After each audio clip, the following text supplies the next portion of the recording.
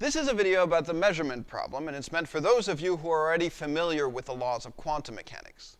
If you're less familiar with quantum mechanics and you want a more thorough explanation, I made a longer video that is completely self-contained and that explains the whole thing.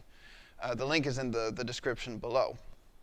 But for those of you who already know the laws of quantum mechanics, the measurement problem is really very simple and will only take a few minutes to go through.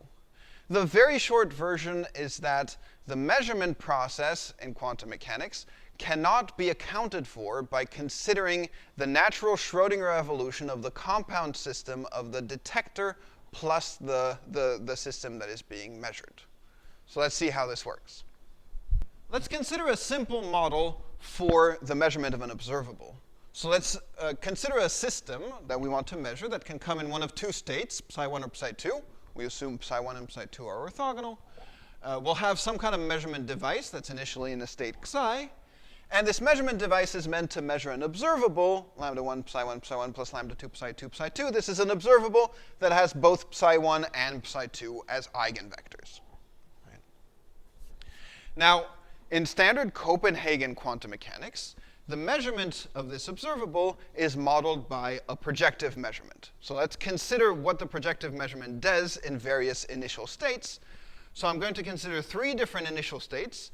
In all three, the measurement device will initially be in the state psi. And in the first state, the system is in the state psi1. The second, it's in the state psi2. And in the third state, it's in the linear combination psi1 plus psi2. So what does the projective measurement predict? Well, in the first initial state where the system is in the state psi1, the projective measurement should not change the state of the system. So the system should remain in the state psi1. Whereas if the initial state is psi2, the projective measurement, again, does not change the state of the system, and I should stay in the state psi2. But now, if the system is initially in the state psi1 plus psi2, then the postulates of the projective measurement will say that the wave function will collapse either to the state psi1 tensor some psi, or to the state psi2 tensor some psi, and which one it is will occur randomly with a probability 1/2 for each. Now, the question that the measurement problem addresses is, how does this collapse of the wave function actually occur? Well, what is the physical process that we're talking about here? We have a system that we're measuring, and we have a measurement device. Ultimately, the measurement device is just interacting with the system, and the output of the measurement should be the outcome of this interaction. The interaction of the measurement device with the system is dictated by the Schrödinger equation. So the question that we're going to ask is there a Hamiltonian whose Schrödinger evolution reproduces this projective measurement?